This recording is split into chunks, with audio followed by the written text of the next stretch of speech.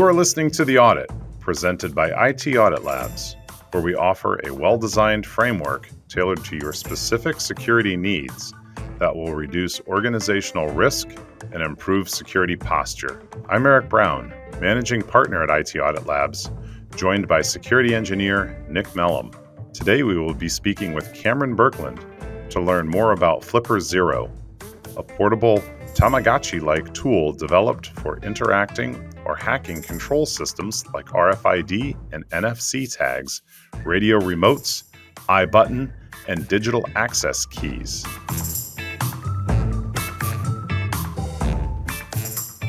Okay. Hey, Cam, how you doing? Doing good. Thanks for having me. Absolutely. So you and I know each other here going back, has it been, 3 years, Cam? Yeah, it's been about 3 years now. Yeah. So Cam and I worked together at a couple of clients, and I met Cam there, and while Cam was in college as an intern, and then Cam came over and joined us full time at IT Audit Labs. So it's been about 4 months now, Cam, maybe longer. Yeah, it's been since about May.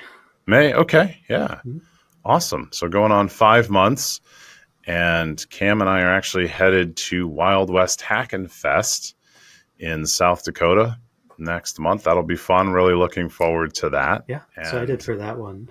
Yeah, might be fun too to bring the tool we're talking about today, the Flipper. Oh, definitely. So we're talking about the FlipperZero today. So this is a powerful little device centered around a friendly dolphin character. So this might be a device that maybe not everybody has heard of, but as of 2023, it's gained a lot of popularity around the internet, prompting a lot of people with, maybe a little interest or maybe not a lot of knowledge of hacking, whether that's, physical or not, to pick one up and, kind of dive into it. And Cam, weren't these hard to come by for quite some time? Yeah, so I think the supply is getting better, but this was a device that's been constantly out of stock since it gained popularity. So it was actually introduced to Kickstarter in 2020. So that's when they started getting the funding. The first devices shipped in January of 2022. I'd say about this time is when the supply issues are finally coming to an end. I think it really gained popularity in 2023 though. So while it started in 2022, it took about a year for it to really catch on. It was actually banned from sale from Amazon earlier this year in April because it's considered a credit card skimming tool. That's because a lot of cards are enabled with NFC. So this can read cards and grab the card number and the expiration date. It can't get that little number on the back though, because that's not part of the NFC data that's on cards. You'd have to socially engineer them to get that, Nick. Cameron, is it available on Amazon now, or is it still? I'm not aware of it being available on Amazon. Okay. I think it might have just been. Yeah. So you can pretty much get it off of the FlipperZero website. Sure. These days. I have one in front of me too. Very nice tool. I'm not a professional with it like you are. I don't know if I'd call myself a professional, but yeah, I've had a lot of fun with it. Yeah, absolutely. There's a funny little topic. I got a 3D printer a couple weeks ago, and I was looking at the FlipperZero, and I was on printables, and a bunch of people are making like cases and stands and like accessories for like the Wi-Fi adapter on it. So I thought that was pretty cool that, that ecosystem is tapping into, security tools like this. So just a fun little fact. Oh, yeah. And I actually have one of those attachments that goes right onto it. I don't have a case for it, though. That's one thing I would probably do if I had a 3D printer. Oh, now you can get one from Nick. Yeah, we can. We'll work on that, Cam. That actually sounds really fun. So, absolutely. Cam, diving into, I guess, a little bit, what, for people that don't know what this is, what are a couple of the top items that you use this for? What are you doing with it? For myself, I've kind of it's about messing around with those sub gigahertz frequencies. The things that we usually don't have access to, or there's, devices out there that can access those frequencies, but they're, not so easy to work with, or you have to have a deep technical understanding of all of that in order to use it. So this, one of the big things I did with it was breaking into my own garage. That's one of those things that, the Flipper Zero is able to read the frequencies that the garage door opener operates on. That's one of the most exciting parts of it. Like, that's kind of the thing that hit the news, like, oh, people are using the Flipper Zero to break into their garages.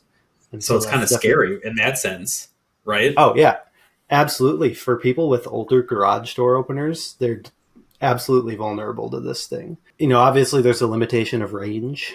Like, maybe you might have to be close enough that somebody might see you hiding in the bushes trying to grab their signal. But that's not to say that you can't extend the range of it one way or another. Oh, sure. Is that maybe like an attachment? There's a range extender? Yeah. Oh, cool. Exactly. Well, I mean, look at the antenna on this thing. No, absolutely. This operates on 2.4 gigahertz, so it's not going to be looking at the garage door opener aspect of it. So I guess that's where the social engineering aspect would come in. You dress up as an Amazon driver or something like that, and you wait for them to open their garage door. Oh, I was just going to your front door. Here's your package, and you're getting the code or the garage door frequency there. Exactly. And Cam, it used to be that garage door openers 20 some years ago, I think even longer, they didn't have very good security in them, where they didn't have the changing codes. Nowadays, I think they do. Is this able to bypass even the garage door openers that do change codes? Yep. So the really old garage door openers, you had little dip switches on the opener and the remote to set the code that you would be communicating on. That's obviously cracked. You can just figure out what code they're using with the Flipper Zero, just brute force it. But now for the rolling codes, the more modern ones, the Flipper Zero can be programmed with how much the code increments each time. And so that's how it opened my garage door opener, because it captures the code off of the remote, and then it knows how much it's going to increment each time. So like if I capture the code, use the garage door a few times with the remote, I'll have to press the button on the Flipper Zero a few times so that the code catches up with where it's at. So presumably that communication between the remote and the garage door opener isn't encrypted. No, it is. It's not really. It's just a rolling code. So ideally, somebody wouldn't be able to capture the code and just replay it to open the garage door as often as they want. But if you know how much that code increments each time you press the button, then it's essentially cracked. What other security bypass areas can it be used for? Well, and this is one of the fun parts of the Flipper Zero, just all the different antennas, the different things you can do with it. One thing you can do is use it as a USB keyboard. So, we've probably all heard of the rubber ducky.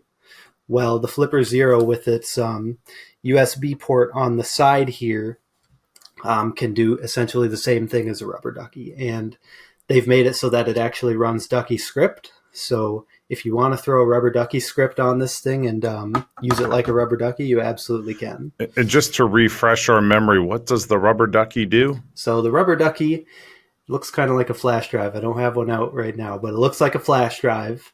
But it, to the computer, it appears as a keyboard, and it can just use keystrokes to interact with the computer. So you plug the rubber ducky in, and as fast as it possibly can, just run keystrokes and run things. So like you could have it run a PowerShell script that it types out for you. And that's just because the computer thinks that it's a keyboard, it thinks it's somebody entering keystrokes into the computer. And that's a Hack5 tool, I believe. HAK5. Yeah. Yep. And the Flipper Zero can extend that functionality a little bit to Bluetooth. So you can get Bluetooth.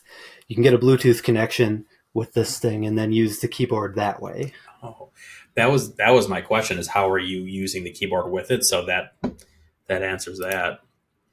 Are we, Cameron? So like, I know you're using it. There's probably a lot of nefarious ways to be using this. Obviously, as we were just talking, have you come across or thought about any white hat hackers how to use this for good, or like penetration testing, or what are your thoughts there? Well, absolutely. So, I guess when it comes to devices like this, it kind of comes with the territory. There's so many good things you can do and so many bad things as well. It's really up to the individual who owns it to see what they can do with it, or, determine what they want to do with it. So, somebody could use this to maybe get into a parking lot. Like maybe they're hired by the company to see whether they're able to get in. Well, that's a white hat application, but at the same time, somebody can use it to break into a parking lot and get parking for free.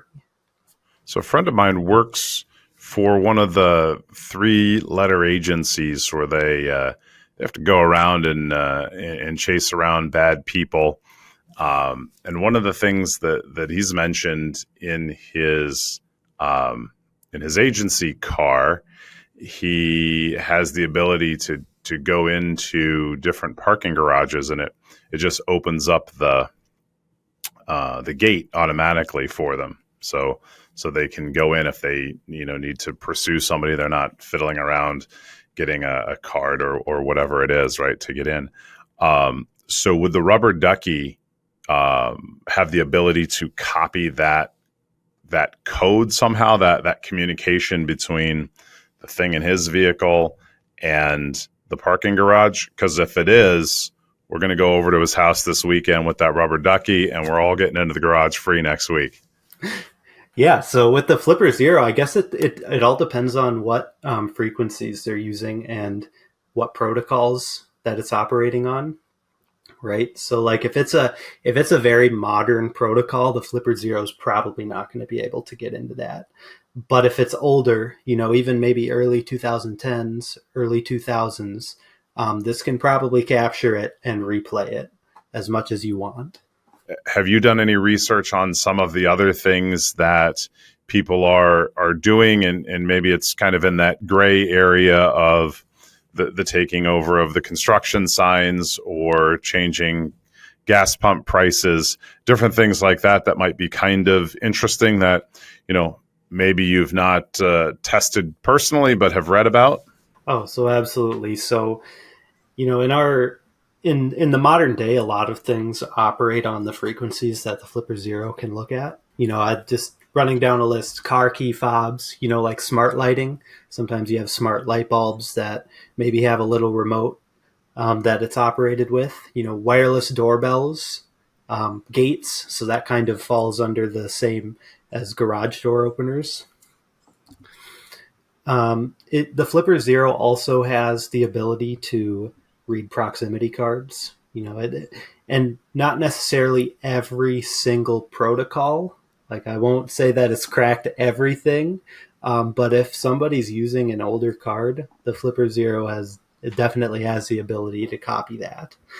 And I could go over every protocol. There's quite a few actually, but some of the other things that use RFID might be, sometimes wristbands. People have RFID chips in them to get access to things. Some transit passes use RFID, pet microchips as well. So in some cases, the FlipperZero, you can put it wherever the microchip is on your pet, and it can read the name.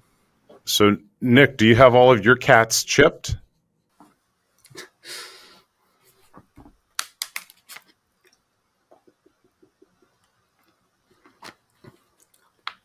I wonder if you could do something with the cat's microchip or dog's microchip, where if you had a pet door, you could almost create kind of like a pet door opener, like a garage door opener, where it's locked. But then when the pet approaches and it reads their microchip, then it would let them in, and maybe the microchip and the pet is not transmitting at a far enough frequency for that to work, but kind of a cool concept to make those a little bit more secure, so you don't have the Home Alone scenario where the malicious actor is coming in through the pet door. Yeah, and I've seen devices like those. Actually, they have collars that you can use to do exactly what you mentioned. But I'm sure the FlipperZero probably operates on the same frequency as those devices, and you could probably emulate them. Nick, when you were doing some of the physical pen tests before into, I think it was a hospital that you had been working on, where you were able to clone the frequency from a distance to clone the card to get into the secure areas. Was that? Do you recall anything about how you had done that? Yes, we basically, well, we could turn this into a whole nother episode probably, but what we did was basically reverse engineer one of the HID, the card readers that go on the wall. So we put that and put it on a battery pack and put it in a backpack, and me and my partner walked around the hospital and pretend to bump into people in the lunchroom or go around and capture the badges. It turns out we got about 12 of them, and one of them happened to be a maintenance worker, so that generally means keys of the kingdom, and we were in. So real quickly on that was a fun one. But the Flipper Zero would be lights out for that kind of a situation. Cameron, you had mentioned this is like the Swiss Army knife, right, tool. So you're listing off all these different things that it can do. Can it do that right out of the box, or do you need to download different tools for it or software? And maybe you're getting to that. Yeah, so I'll actually just mention really quick. The primary features of the Flipper Zero are the sub 1 gigahertz transceiver, right? That's where a lot of that garage door opener, parking ramp stuff comes in. The RFID, 125 kilohertz, that's for those proximity tags. NFC, so we use NFC for a lot of different things nowadays. It has Bluetooth. It has an infrared transceiver, which is something that we haven't quite touched on, but it has the ability to clone and emulate like TV remotes. So you can go somewhere and mess with TVs if you wanted to, or generally anything that operates using infrared. It also has the ability to read and clone iButtons. A lot of people probably haven't heard of iButtons. Those are little coin cell size devices that store a little chunk of data and are usually used, maybe to access a building, or they can be used to as like a license key for software, like a physical hardware license key. One other thing the Flipper Zero has is U2F, so that's universal second factor. So the Flipper Zero does have the ability to be used as a security key, kind of like a YubiKey. The difference, though, is that the Flipper Zero is all software-based, so they wrote the U2F software, whereas like a YubiKey is hardware-based. So for the highest level of security, it's not recommended to use the Flipper Zero as a security key, but the ability to do it is there. One of the best features of the Flipper Zero is actually the GPIO. So that's where attachments like this one can come in. That's where you can extend the capability of the Flipper Zero beyond what's just built in. The GPIO allows you to do just about anything you want with it. It can be kind of used like a Raspberry Pi, where you can build projects with it. You can mess with things. It's pretty fun. So it's really open source. People are always creating new, ways to use this. Absolutely, and that's kind of where the firmware comes in this actually. So the firmware is obviously completely open source. You have the ability to, remove the firmware, write your own firmware, install other people's firmware. I just wanted to mention a few custom firmware options. Of course, one of them I'm using. So the most popular ones that I know of are Unleashed, Roguemaster, Flipper Extreme. These are all built by different people. They all have different features in them, right? Up to the developer to decide what they want to put in the firmware.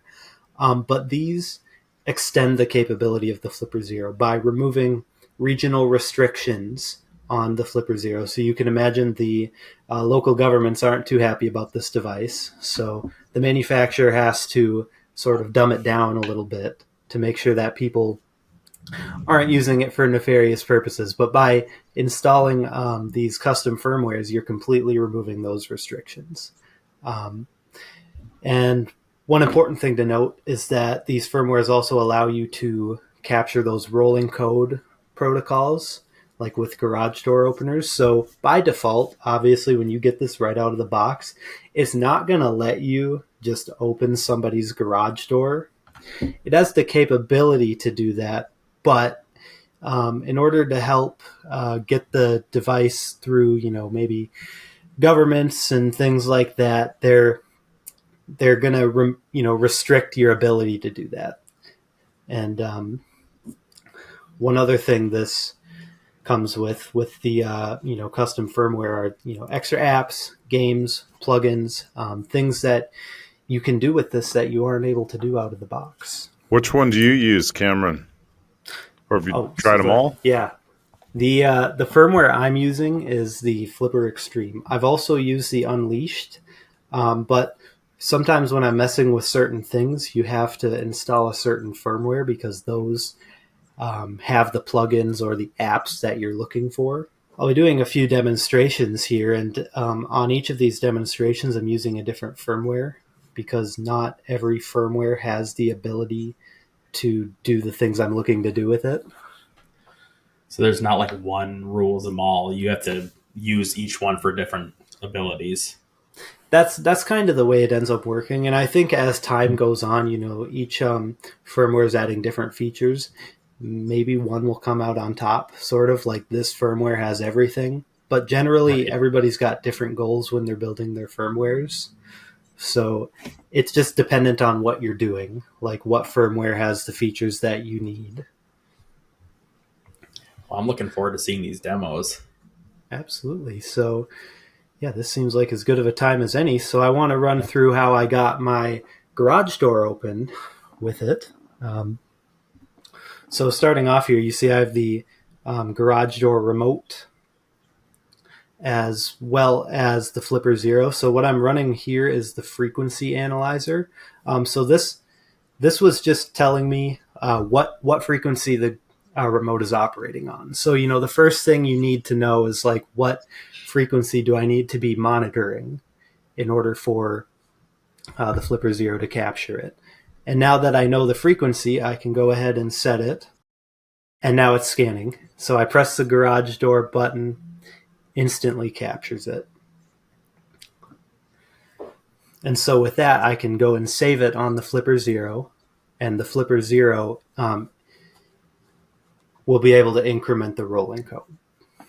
Yeah, so for our audio listeners here, Cameron has his FlipperZero, and then the one button garage door opener here. I believe it's just a chamber link, and he's syncing the two, getting the code. Cameron, you can probably explain it better than me, but we're seeing it in action here that he's going to actually open the garage door with it now. Yep, I've saved it, and now that it has the code saved, it knows what protocol it's operating off of. It's Security Plus 1.0 on 315 megahertz. So now that I've captured it, it's as easy as pressing the button. It looked like it also knew what button on the remote was being opened. It said like it was a 2 button and it was middle. So yeah, that might be as more of the intricacies of the protocol, but yeah, it's, up to someone who's done the research into the protocol and has a deep understanding of it. The FlipperZero has, all of those capabilities programmed into it. So it did successfully open the garage door. And that seems like a very alarmingly easy process. It is. And that's the whole thing about the FlipperZero, right? Like before, there's devices out there that can do that other than the FlipperZero, but it's not just like a, plug and play kind of thing. Exactly. Like you couldn't just install a piece of firmware on it and suddenly have the ability to do it, right? Like you had to have a knowledge of like, how do these frequencies work? What are the protocols that this thing is operating on? And the FlipperZero does all of that automatically. Wow. So I guess we're just going to assume that everybody that has a FlipperZero is only using this for good. Exactly. So I have another demonstration that I'd like to do. So this kind of goes into that bad keyboard thing with being able to have the computer think that the FlipperZero is a keyboard. This is one of the additional capabilities of the FlipperZero using custom firmware. I believe it's Extreme. it gives you the ability to do the bad keyboard over Bluetooth. So this is like the rubber ducky. We might have gone over this before, but this is over Bluetooth rather than USB. So it's completely wireless. The only thing you need to do is get somebody to connect to it. So I'll show here. In the FlipperZero, it has storage on an SD card. You can store all the scripts that you want to use. So, and on this particular firmware, all I have to do is select the script I'm looking to run, as well as the protocol. And in this case, I'm going to be using Bluetooth. So now I've got the FlipperZero running. All I have to do is go on my computer, go to Bluetooth, and hit connect. And once it's connected, just hit start. And as you can see, it starts running through. This script is just a like hello world type of script. So the FlipperZero just opens up run on Windows, enters in Notepad, hits enter, and then starts typing stuff into Notepad. But as you might be able to imagine, this is as wide open as a keyboard. Anything you can do with the keyboard, you can do with these scripts. So you want to run PowerShell scripts, you can do that. You want to type out a PowerShell script, save it, and run it, you can absolutely do that. And I'd say the advantage of using Bluetooth over USB is that it's actually faster. So this thing can run faster than a rubber ducky can. Oh my gosh.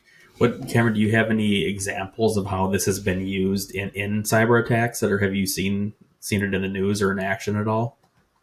So if we're talking this particular feature, I haven't. But so you can imagine like anywhere a rubber ducky would be used, this could be used. And one thing that's important to note is that you can rename the Bluetooth device, right? So when you go to do an attack on somebody, you could name the FlipperZero like Bose headset. And somebody who's looking to connect their Bose headset to their computer might be like, okay, click on it. Boom, you're connected. Now you can run your scripts over Bluetooth. And you don't have to be anywhere near the computer, just as long as you're within range of the Bluetooth. Wow, I could really see that on an airplane when people are connecting their headsets maybe to their laptop to listen to some music or do a little work. That could be a pretty good attack. Absolutely. That would be a great place for it, actually, because there's going to be Bluetooth-enabled devices everywhere. And I'm sure with the FlipperZero, you could reach pretty much every single one on the plane. And no guarantees. The FlipperZero will be on hand. I'll say that much. And this actually leads in well to the next demonstration. So the newest piece of news that came out about the FlipperZero is actually the iOS Bluetooth Low Energy vulnerability. So this isn't so much of maybe like a huge security vulnerability as it is like a denial of service attack. It's just something that Apple, I guess, didn't account for when they set up these protocols. So moving ahead here, you can see I'm putting the iPhone in airplane mode first. This is to demonstrate that you can actually perform this attack in airplane mode. And that's because by default, the iPhone doesn't shut off Bluetooth completely when you put it in airplane mode. So the Bluetooth stays on and it still stays vulnerable to this attack. And so with the iPhone in airplane mode on the extreme firmware, it's as easy as going into the apps list on the FlipperZero and hitting start. And all of a sudden you're being spammed with all of these messages. And they just keep popping up and popping up. You can't get them to go away. You can't even use the phone while this is going on because they just keep popping up over and over again. So that's where it's a denial of service attack. And this splits off into actually two separate areas. So there's, there's the pairing requests as well as the actions for this. So like, you might have seen them pop up there before. It's like, do you want to transfer a phone number? Do you want to set up this Apple TV? Those are examples of actions. And those are things that can only be ran once while the phone is unlocked. So when you run actions, you won't be able to do it again until they lock the phone and unlock it. But pair requests, on the other hand, they can be ran an infinite number of times. So these will just keep popping up over and over and over again. And in this case, it says like, not your AirPods, not your AirPods Max. That's coded into the app. So if you had some knowledge of how to mess with those kind of things, you could definitely set the name to like, somebody's AirPods or somebody's Beats headphones. Another good one for an airplane. Absolutely. So that's actually one that'll annoy a lot of people because I don't know the range of it. It's not huge because it's Bluetooth low energy, sure. But anybody in the immediate vicinity of you is going to be very upset. They're not going to be able to use their iPhones while that's going on. So when it's actually happening, Cameron, can it only do it to one phone at a single time, or is it every Bluetooth device right in its proximity? Yep. So it's putting out that signal everywhere, and every iPhone, iOS device is going to pick it up. And that's how they operate by default. You can turn off the Bluetooth. If you go into the settings, turn off the Bluetooth, you're not going to see that. But, when you get a brand new iPhone, you set it up, Bluetooth is going to be on, and most people aren't going to mess with that. Like, even if you put your phone in airplane mode to be on a plane, Bluetooth is still on. So you can do this while you're up in the air. Cam, you and I are taking different flights over to Wild West. All right. Well, that leads us into a good question. Since we know about this stuff, right? We're all security professionals here. To the listener that's not, what can you do to protect yourself against this, right? You're taking a flight tomorrow. What are you going to tell your family member to do because you know about these items? So the unfortunate thing is that, this is how Apple has iOS set up. So as far as like the proximity pairs go, there's not much you can do about it. Like if you're using Bluetooth headphones, you got to have Bluetooth on. Right. It's too bad. But if you're not using Bluetooth devices, then definitely have Bluetooth shut off. That'll keep you from getting annoyed by this. And one important thing to add is this is not a compromise of security for iOS. Like it's not imitating that it's some other device. It's not actually able to make a connection with the device. It's just really annoying. Because it can just keep popping up those little notifications, connect to these earbuds, connect to these headphones, connect to this and that. And the FlipperZero is just able to cycle through them at lightning speed, boom, boom, boom, boom, boom, send them out in every direction to every phone that can receive it. And you said it could only do it once each time the phone was powered on, right? That's for the actions part of it. So there's there's kind of two categories. There's actions and there's proximity pairs. So actions is like things like, you want to connect to this Apple TV. You want to connect to, or do you want to transfer a phone number over to a new phone? Those are the type of pop-ups that can only happen once. Whereas proximity pairs, those are, headphones, other Bluetooth devices. Those can happen an infinite number of times. There's nothing you can do to stop them. You can do that a little bit with the photo sharing, I believe, on an iPhone. It'll look for other Apple devices in the vicinity, and then you can share a photo with those devices. Makes it easy to transfer between, say, a iPhone and a Mac computer. But I've seen it at conferences before where people share maybe unwanted cat pics with other folks in the vicinity, and that's kind of annoying as well. So this kind of seems like that, but to the extreme. Oh, absolutely. So this is along the exact same lines because it's it's one of those things that's meant for ease of use. Like you want to be able to just turn your headphones on brand new out of the box and boom, right there on your phone, connect. You don't have to do anything extra. Well, that's the trade-off. Like, so now anytime you send out this, Bluetooth signal, every phone's going to pick it up thinking that there's a new device out of the box. And that's how Apple has it set up. So it sounds like, we're talking about, other ways to protect ourselves and mitigate the risk from this. Unless I'm missing something here, our hands are somewhat tied, because the only pieces here is education from like a social engineering aspect. If somebody's in the bushes next to your house trying to get your garage code or something of the nature, right? We know it's relatively harmless here. It's just a pain in the butt that you keep getting these notifications. But from an actual security standpoint, it sounds like our only mitigating factor is look out for the guy, or gal, whoever's using this, creeping around your office space or wherever, trying to get those codes.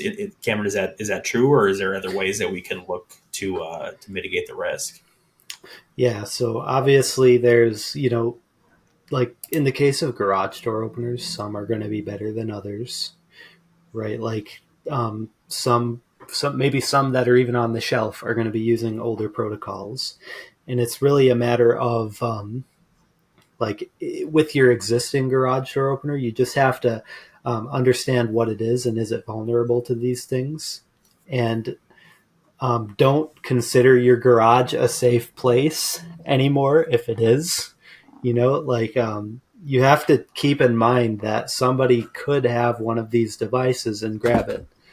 The likelihood of that happening is maybe, sort of small, especially if you can visually see the area around your garage. But it's one of those things that I guess without maybe replacing your entire garage door opener and buying a new one that uses a protocol that's not cracked, there's not a ton that you can do, honestly. Yeah, it's a little worrisome, because I think about, most of our newer vehicles now, right? They're using this similar technology to enter and exit, that vehicle, or lock and unlock. So I'm thinking you're at a gas station and a bad actor is getting that code when you come back, right? And then you follow them home, or you come back at a later that night and you take the vehicle, right? We've just seen it used that way with air tags to track a vehicle home.